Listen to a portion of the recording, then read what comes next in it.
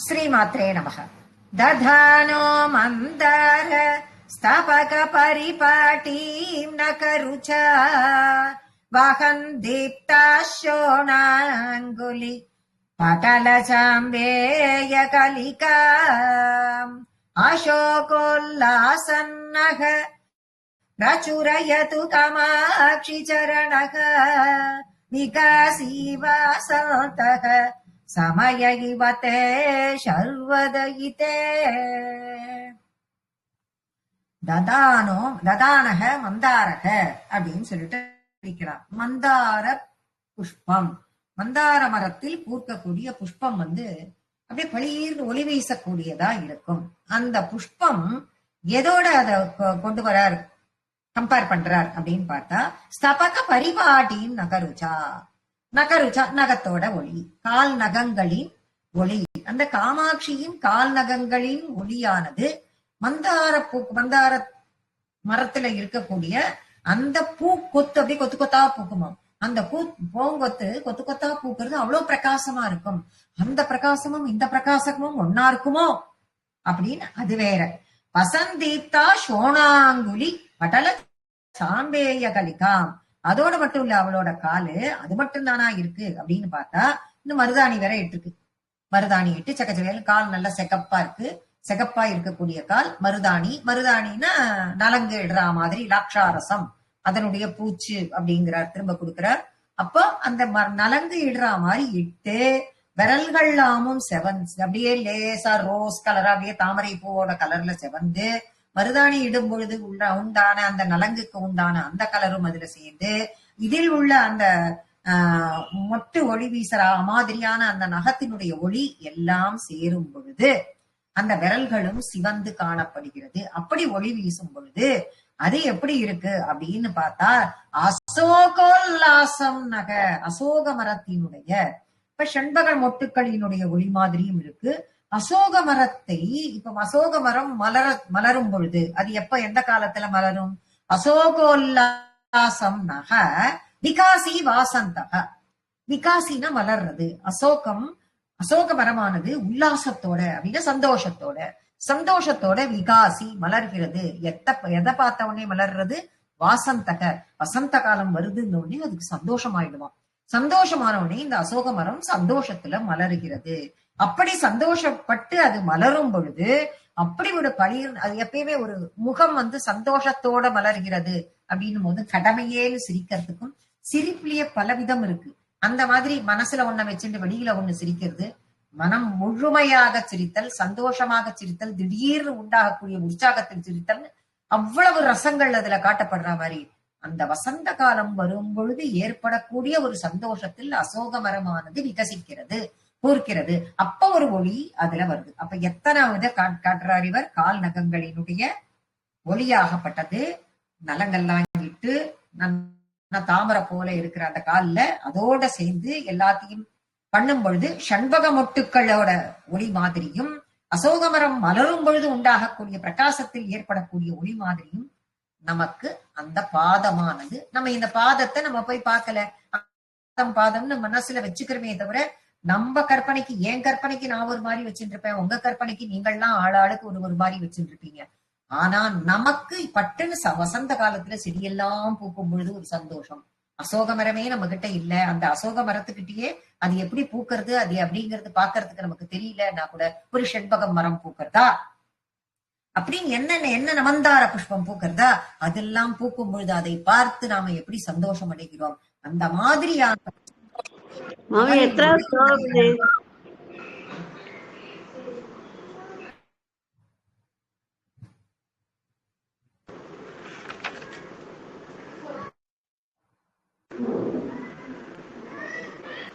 66வது ஸ்லோகத்துல இருக்கும்.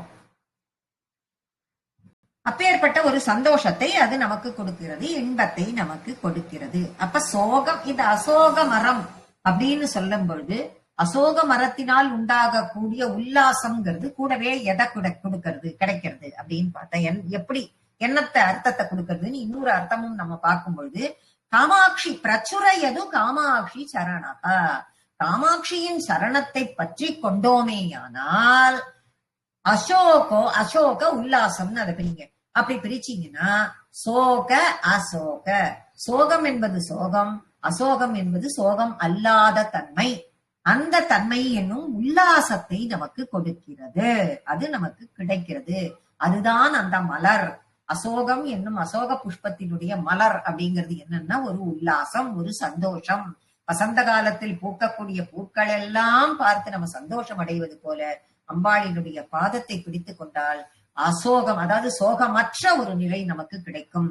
அப்படி ஒரு உல்லாசம் நமக்கு கிடைக்கும். தேவியின் பாதங்கள் அது நமக்கு தருகிறது, அதை நமக்கு தருகிறது அப்படின்னு மூக்க கவி இந்த ஸ்லோகத்துல சொல்லியிருக்கார். 67வது ஸ்லோகம். நகாம்சோ பிராச்சுர்ய பிரஸ்ருமரமர லாலிதவலக ஸ்புரமாஞ்சீரோத்யன் மரகதமகைவலயுதக பவத்யா காமாட்சி ஸ்புடச்சரண பட்டல்ய கபடக நதசோணாபிக்யஹ நகபதி தனுஜே விஜயதே. நகபதி தனுஜே, நகபதி தனுஜே, தனுஜேனா மகள். நகபதி அப்படின்னாக்க பதி அரசன், இமவான் மலையரசன், மலையரசனின் மகள், மலையரசனின் மகளாக இங்கு காமாட்சியை உருவகப்படுத்துகிறார். அப்ப நகாம்சு பிராச்சுரிய, நகாம்சு நகம், நகத்தை தான் எடுத்துட்டு இருக்காரு திருப்பி. நகாம்சு பிராச்சுரிய, அதனுடைய ஒளியாகப்பட்டது எதுல? பாதத்துல ஏற்கனவே செம்மை நிறம். என்ன செம்மைனா அவாவாளினுடைய கற்பனைக்கு விட்டு விடுறார் கவி. அருணன், கிரணன் அப்படின்னு சொல்லிட்டு நீங்க சிந்தூரம் எவ்வளவு டிஸ்கிரைப் பண்றாரு இல்லையா, அந்த மாதிரியான ஒரு செம்மை நிறம். அந்த செம்மை நிறம் அஸ்ருமர மரா லாலித வலக, அந்த செம்மை அப்படியே உருவாகிறது. அவள் அந்த யாரு? அந்த மலையரசனின் மகளாகிய காமாட்சியின் பாதத்தில். அந்த அம்புஜமான பாதம், தாமரை போன்ற திருவடி, அந்த கலர் ஏற்கனவே அந்த தாமரை போன்ற கலர்னு ஒண்ணு கொடுக்கிறோம். அது செந்தாமரையா இல்ல ரோஸ் கலர்ல இருக்கிற தாமரையா இல்ல இரண்டும் கலந்த கலவையா? அப்படி ஒரு செம்மை, அப்படி ஒரு செம்மை படர்ந்த அந்த தாமரையை ஷோணாபிக்யா அப்படிங்கிறார்.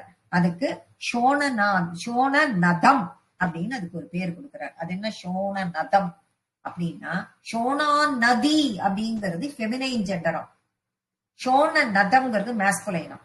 ரெண்டுத்துக்கும் உள்ள மாறுபாடு. ஷோணா நதி, ஷோண நதம் அப்படிங்கிறது ஃபெமினைன், மேஸ்குலைன்.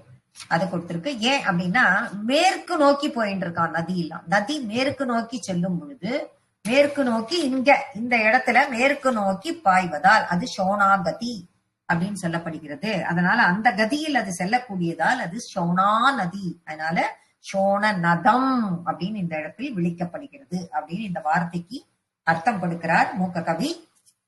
அப்படி இருக்கக்கூடிய அந்த கால் நகம், அப்படிப்பட்ட நதியினுடைய அதாவது நடந்துட்டு இருக்கா, போயிட்டு இருக்கான்னு எப்ப பார்த்தாலும் நம்ம பார்த்தாச்சு.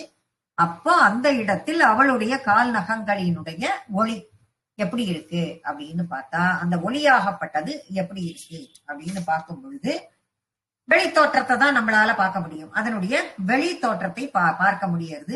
லாலிதா வலகா ஸ்புர ஸ்ருமர பிரசுமர மரா லாலித வலகா.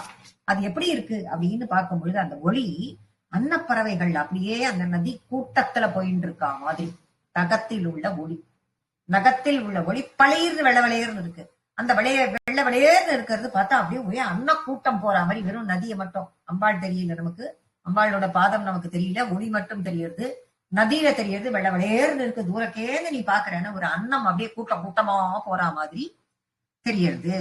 அப்படி ஒரு வெண்மை பறந்திருக்கா, பரப்பி இருக்கா மாதிரி தெரியுது.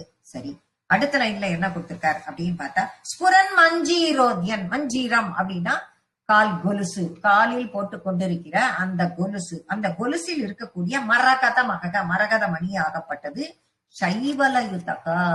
அந்த மரகத மணி அதனுடைய ஒளி, அந்த நதி தண்ணியில மரகத ஒளி பட்டு, மரகத ஒளி படும்பொழுது ஒரு பக்கம் அந்த நகத்தினுடைய ஒளிப்பட்டு வெள்ளவளையர்னு இருக்க அன்னப்பட்சி மாதிரி, அன்னப்பட்சி கூட்டம் கூட்டமா இருக்க மாதிரி.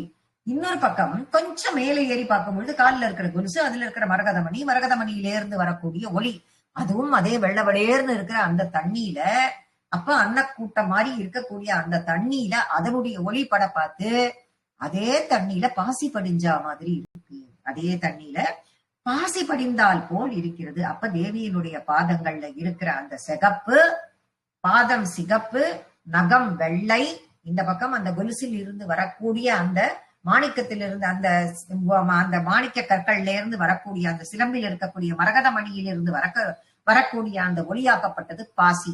அப்ப சிகப்பு, பச்சை, வெள்ளை எல்லா கலராலும் பிரதிபலிக்கிறது. அப்ப தோற்றம் அப்படி கொடுக்கிறது. அந்த பாதத்தில் விழ அது பாசி போன்ற தோற்றத்தை இப்ப மூணும் கலந்த கலவையாக அந்த பாதமாகப்பட்டது அங்கு காட்சியளிக்கிறது. அப்பேற்பட்ட அப்படியெல்லாம் ஒரு கற்பனை பண்ணி அந்த பாத கமலத்தை நினைக்க நினைக்க நினைக்க அது எவ்வளோ இனிமையா இருக்கு, எவ்வளவு சந்தோஷமா இருக்கு அப்படின்னு சொல்லிட்டு இந்த மூக்க கவி அந்த பாதத்தை 3 கலரும் அமைவதை போல அதை வர்ணித்து அதற்கு ஒரு உருவகத்தை கொடுத்து இந்த ஸ்லோகத்தை சொல்லி இருக்கிறார். துனானம் பங்கௌகம் பரமசுலபம் கண்டக குலைஹி விகாசவ்யாசங்கம் விததத பராதேன மனிஷம் நகேந்து ஜோத்ஸ்னாபிஹி இஷதருச்சி கமாக்ஷினிதராம் அசாமான்யம் மன்யே சரசிஜமிதம் தே பதயுகம். துனானம் பங்கௌகம் பரமசுலபம் கண்டக குலைஹி. துனானம் பங்கௌகம்னா என்ன அர்த்தம்னாக்க, நிறைய பாபத்தை நம்ம சேர்த்து வச்சுருக்கோம். இந்த பாபத்தை எல்லாம் எப்படி அகற்றுறது அப்படின்னா ஒரே வழி அம்பாளோட பாதத்தை பிடிச்சுக்கணும். ஒரே வழி அவளுடைய பாதத்தை பிடித்துக் கொள்ளும் பொழுது நம்ம துனானம் பங்கௌகம் அதெல்லாம் நம்மளை விட்டு போயிடும். இதெல்லாத்தையும் அகற்றுவதாக, நம்மை விட்டு விலக்குவதாக இருக்கிறது அம்பாளினுடைய பாதம். அதோட இல்ல, பரமசுலபம் கண்டக குலைஹி. இப்ப கெட்டது கெட்டது அப்படின்னு சொல்லக்கூடியதெல்லாம் நம்மளுடைய பாதத்தை வச்சு நம்ம நடக்கிறது எல்லாமே முட்பாதைகள், முள்ளு நிறைஞ்ச ஒரு பாதை. அந்த கெட்ட பாதையில் இருந்து நாம வெளியில வரணும். நாம நடக்கிறது எல்லாம் கெட்ட பாதை.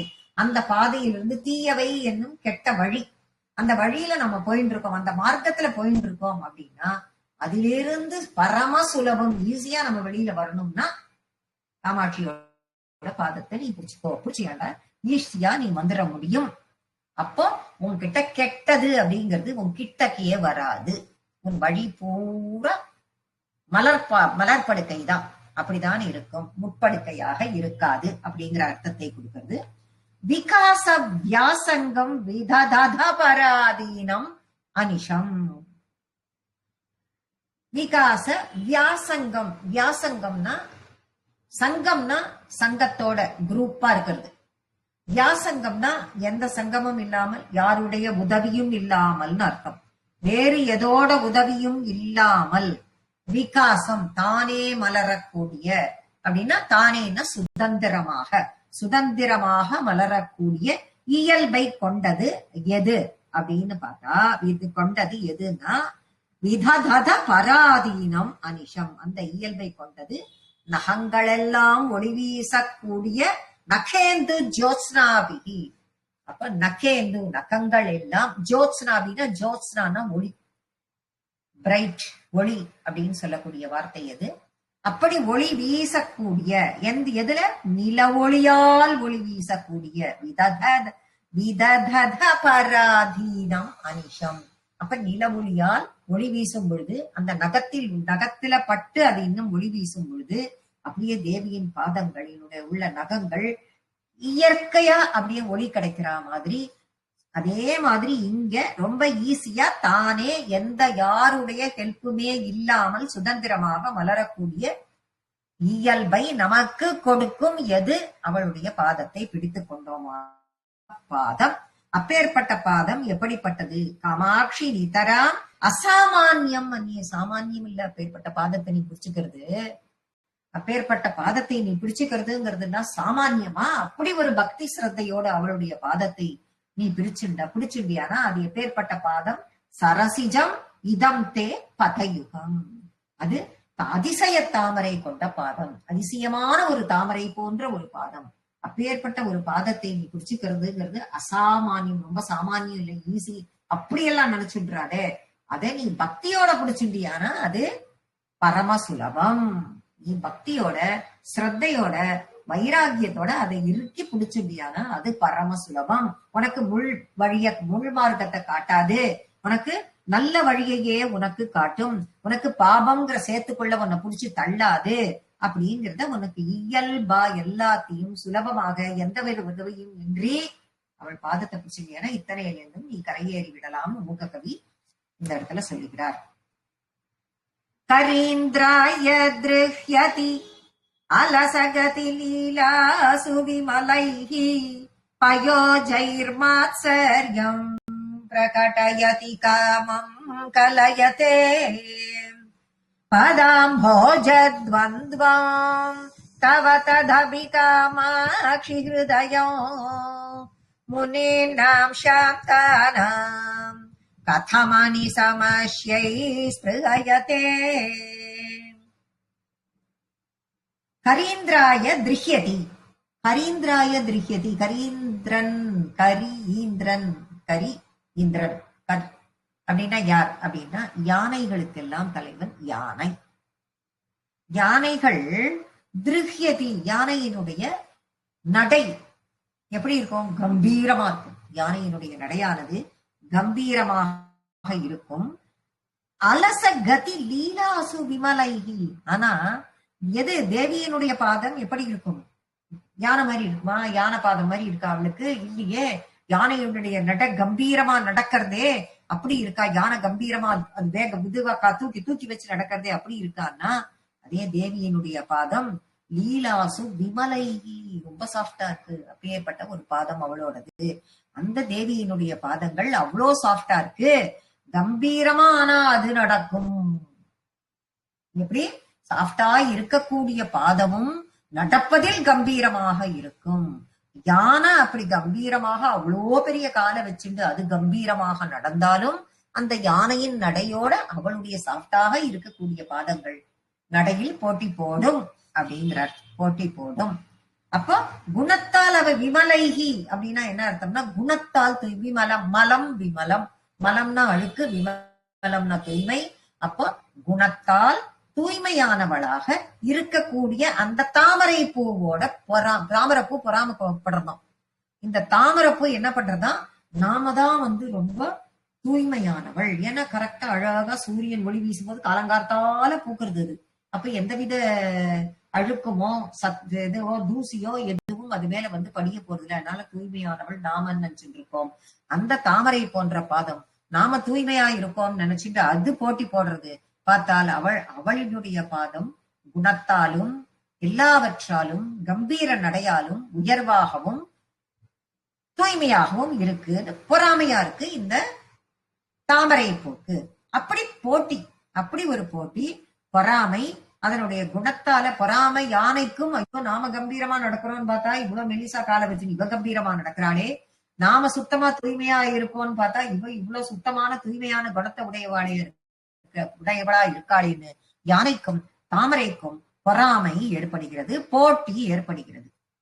அப்போ அப்பேற்பட்ட உன்னுடைய பாதம் ரெண்டு பேரும் இப்படி போட்டியும் பொறாமையுமா பார்க்கக்கூடிய உன்னை பயோஜைர் மாத்சரியமா. இது என்ன ஆச்சரியம்? இது என்ன ஆச்சரியமான? உன்னுடைய பாதம் இப்படி இருக்கிறது என்ன பெரிய ஆச்சரியமா? அதெல்லாம் ஆச்சரியம்னு சொல்றதுக்கு இல்லவே இல்லையே. அது தெரிஞ்சது தானே. பிரகடயதி காமம் கலையதே. எல்லோரும் ரொம்ப விருப்பத்தோடு புடிச்சுக்கிறா உன்னுடைய பாதத்தை. அப்படியெல்லாம் பிடிச்சுட்டு இருக்கும் பொழுது இது என்ன பெரிய ஆச்சரியம்? இதுக்கு எதுக்கு பொறாமப்படணும் அப்படின்னு பதாம்போஜ துவந்துவம். அப்படி உன்னுடைய பத அம்புஜ துவந்துவம், உன்னுடைய இரண்டு தாமரை போன்ற பாதங்களும், இரண்டு தாமரை போன்ற பாதங்களும் தவ ததாபி காமாட்சி ஹிருதயம் எப்பேற்பட்டதா இருக்கு அப்படின்னு சொன்னா தன்னுடைய ஹிருதயத்தை உன் கால புடிச்சு விட்டனா போறோம். உன்னுடைய ஹிருதய சாப்டான ஹிருதயத்தில், எங்களுடைய ஹிருதயத்தில் நீ அமர்ந்து கொள்ளும் தன்மை உள்ளவளாக இருக்கிறாயே நீ. அப்படிப்பட்ட உன்னை முனீனாம் சாந்தானாம், முனிவர்கள் தன்னுடைய ஹிருதயத்தில் இப்படி பொறாமையும் போட்டியுமோட நிலவிக் கொண்டிருக்கிற உன்னை முனிவர்கள் சாந்தானாம் ரொம்ப அமைதியாக தன்னுடைய ஹிருதயத்துல அவ ஒன்ன வச்சுக்கிறாளே, வச்சுக்கிறதுக்கு காரணம் என்ன அப்படின்னா துவந்த்வ உன்னுடைய பாதத்தில் விழுந்து வணங்கும் பொழுது நீ 2 விதமான பலனையும் நீ கொடுக்கிற. ஒண்ணு என்ன அப்படின்னு பார்த்தா போகம், இன்னொன்னு என்னன்னு பார்த்தா மோட்சம். ஆனா இந்த முனிவர்கள் எல்லாம் உன்னை வைராகியத்துடன் நீயே அவர்களினுடைய ஹிருதயத்தில் உன்னை வைத்துக் கொண்டு உன்னை வந்து வணங்கும் பொழுது அவர்களுக்கு மோட்சத்தை நீ அளிக்கிறாய். அதே மக்கள் வந்து உங்ககிட்ட உன்னை வணங்கும் பொழுது நீ மோட்சத்தை வழங்குறது இல்லையா அப்படின்னு கேட்டா மக்கள் விரும்புவது போகம். அந்த போகத்தை கேட்டு வந்து உன்னை வணங்கும் பொழுது அதையும் நீ கொடுத்து கொண்டிருக்கிறாய். ஸ்ரீவித்யைங்கிறது போக மோட்ச 2த்தையுமே தரவல்லது. நீ ஸ்ரீவித்யா தேவி காமாட்சிங்கிறவள் ஸ்ரீவித்யா ஸ்வரூபிணி, நீ ஸ்ரீவித்யா ஸ்வரூபிணி. அதனால யார் யார் என்னென்ன கேட்கிறாளோ அவளுக்கு 2த்தையுமே கொடுக்கக்கூடியவனி மூக்க கவி சொல்றார். அப்பேற்பட்ட முனிவர்கள் தன்னுடைய ஹிருதயத்திலேயே வைத்துக் கொண்டு தியானிக்கக்கூடிய முனிவர்கள் உன்னை வந்து வணங்கும் பொழுது அவர்களுக்கு மோட்சத்தையும், நம்மை போன்றவர்கள் வந்து வணங்கும் பொழுது போகத்தையும் கொடுக்கிறாள். அப்ப நமக்கு என்ன வேணுங்கிறத நீங்களே முடிவு பண்ணிக்கோங்கன்னு நம்ம கிட்ட விட்டுட்டார் மூக்க கவி. நிரஸ்தா சோணிம்னா சரண கிரணானாம் தவ சிவே சமில்தான சந்தியா ருச்சி அச்சல ராஜன்யதனயே அசமர்த்யதனம் பரிபவிதுமேத சமருச சரோஜனஞ்சனே முகுலயதி சோபா பிரதிதினம். நிரஸ்தா சோனின்னா சரண கிரணானாம் தவ சிவே. சிவேங்கிறது சிவேன்னா இந்த இடத்துல அம்பாளை குறிக்கிறது. சிவே அப்படின்னா அம்பாளை குறிக்கிறது. சரண கிரணானாம் தவ சிவே. சரணம் அவளுடைய பாதம், கிரணம் அதிலிருந்து வரக்கூடிய மொழி கதிர்கள். அச்சலராஜன்ய தனையே. அச்சலராஜன் அப்படின்னா மலையரசன், தனையேன்னா பெண், மலையரசனுடைய மகளே, பரமசிவன் பத்தினியே, மங்கள ஸ்வரூபியே, அப்பேற்பட்ட சிவே. சிவேனா அம்பாளை குறிக்கிறது. சிவே அப்படின்னா காமாட்சி, பரமசிவன் பத்தினியான காமாட்சி, மலையரசனின் மகள், அப்பேற்பட்ட காமாட்சியே. தேவியே சரண கிரணானாம், உன்னுடைய திருவடிகள் அப்படியே எப்படி கிரணானாம் கிரணங்களை ஒளி வீசி கொண்டு இருக்கிறது. எப்போ? சமிந்தானா சந்தியாருச்சிகி. சமிந்தானா சந்தியாருச்சிகி அப்படின்னா எப்போ அப்படின்னு கேட்டா மாலை காலத்தில். சந்தியா நேரம் அப்படின்னா சந்தியா நேரம். சந்தி அப்படின்னா இங்க வந்து சமிந்தானாம் சந்தியா மாலை நேரத்துன்னு கரெக்டா கொடுத்துட்டார். சாதாரணமா சந்தி அப்படின்னா இரவும் பகலும் ஒன்று சேரும் நேரம். இப்ப பகல் முடிஞ்சு சாயந்தரம் வந்து இரண்டும் சந்திக்கும் நேரம்னு எடுத்துக்கலாம். ராத்திரி முடிஞ்சு கார்த்தால வரும்பொழுது இரண்டும் சந்திக்கும் நேரம்னு எடுத்துக்கலாம். ஆனா இந்த இடத்துல கரெக்டா மாலை நேரத்து மாலை நேரத்தில் உள்ள அந்த சிவந்த வானம் அப்படி கொடுக்கிறாரு. மாலை நேரத்து அந்த சந்தியா கால வானம், மாலை நேரத்து வானம். அந்த மாலை காலத்துல எப்படி வானம் அப்படி வந்து வானம் வந்து என்ன பண்ணும், சன் செட் ஆகும் பொழுது நல்ல சிகப்பு கோலம் அப்படியே நமக்கு தெரியும். அந்த ஒளி அதை தோற்கடிக்கிறது உன்னுடைய பாதம் நிட்டார் பழையபடியும். அந்த இதை வந்து தோற்கடிக்கிறது சந்தியா கால சிவந்த வானம் என்ன பண்ணித்தான், உடனே கோபம் வந்துட்டான். அந்த சிவந்த வானத்துக்கு கோபம் வந்துடுது. அச்சல ராஜன்ய தனியே அசாமர்த்தியா தேனம். ஐயோ சாமர்த்தியமா நாம வந்து பண்ணணும்னு நினைச்சது, ஆனா அதனால முடியல. அதனால அதனுடைய சாமர்த்தியத்தால அதனால ஜெயிக்க முடியல. ஜெயிக்க முடியாத காரணத்தினால அந்த சந்தியா காலத்தினுடைய அந்த சிவந்த வானத்துக்கு கோபம் வந்துட்டு பரிபவித்தும் ஏத்தத்து சமருச்சாம். பரிபவித்தும் ஏத்தத்து சமருச்சாம். அப்ப என்ன பண்ணிட்டு இதால ஒண்ணுமே பண்ண முடியலையே அப்படின்னு பரிதவிச்சுண்டு கோபத்துல அது இருக்கிற அதே நேரத்துல அது கூட இன்னொன்னு துணைக்கு வந்துதான். என்னன்னு பார்த்தா சரோஜானாம் ஜானே. அந்த தாமரப்பூவும் என்ன பண்ணிட்டான், அதே மாதிரி தன்னுடைய இத வந்து பாதத்திற்கு ஒப்பிட்டு பார்த்து ஒரு தடவையும் அது தோத்து போச்சு. அதுக்கும் அந்த சேம் டைம் கோபம் வந்தது. கோபம் வந்த உடனே இந்த தாமரை என்ன பண்ணிட்டான், உடனே இந்த சந்திய காலம் வந்த உடனே என்ன பண்ணிட்டு இந்த செவ்வானமானது என்ன பண்ணிட்டு, இந்த தாமரையும் இந்த மாதிரி கோபத்துலதான் இருக்கு. அதுவும் பார்த்து தோத்து போறது. அதனால என்ன பண்ணிடணும் அப்படின்னு சொல்லிட்டு இது என்ன பண்ணிட்டு திருவடிக்கு ஈக்குவலா இந்த இருக்கு திருவடிக்கு ஈக்குவலா இருக்குன்னு இந்த தாமரையை சொல்றமோ இல்லையோ, அதுவும் கிட்ட கிட்ட வந்து பார்க்கும் பொழுது சாயந்தரம் வந்து விடுறது வாடி போயிடுறது இல்லையோ, அப்படி உள்ள இந்த தாமரையை வாட செய்யறதே சாயந்தரமான உடனே கூம்ப செய்யறதே இந்த செவ்வானம் தான். ஏன்னா அதுக்கு வந்து கோபம், அது சக்கச்சவேல் இருக்கு. அப்ப இருக்கக்கூடிய கோபம் ஏன் கோபம் வந்தது? அம்பாளினுடைய பாதத்தோட ஒப்பிட்டாலும் தன்னால் ஜெயிக்க முடியல, ஈக்குவலா கூட ஆக முடியல. அதனால வந்த கோபத்தில் இந்த தாமரை எங்க அதுக்கு ஈக்குவலா ஆயிடுமோன்னு சொல்லிட்டு இந்த தாமரையை கூம்ப செய்து தன் கோபத்திற்கு இலக்காக்கியது. சரோஜானாம் ஜானே முகுலயதி சோபாம் பிரதி தினம், ஒவ்வொரு நாளும் அந்த மாதிரி பண்ணிட்டு, ஒவ்வொரு நாளும் அது அந்த மாதிரி பண்ணிட்டு அப்படின்னு சொல்லி கவியாகப்பட்டவர் ரொம்ப அற்புதமான அவருடைய கவித்துவம், அவருடைய சாமர்த்தியத்தை இங்க வெளிப்படுத்தியிருக்கார்.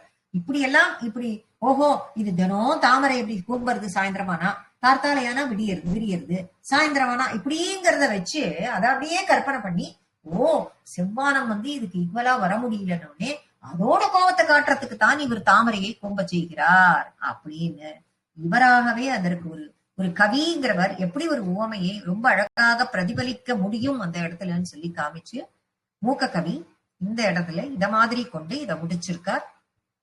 அப்படி இன்னைக்கு முடிச்சிருக்கோம். நாம இது பண்ண எல்லா ஸ்லோகத்திற்கும் மீனிங் பார்த்தாச்சு. இதோட நம்ம இன்னைக்கு முடிச்சுக்கிறோம். ஸ்ரீ மாத்ரே நமஹ.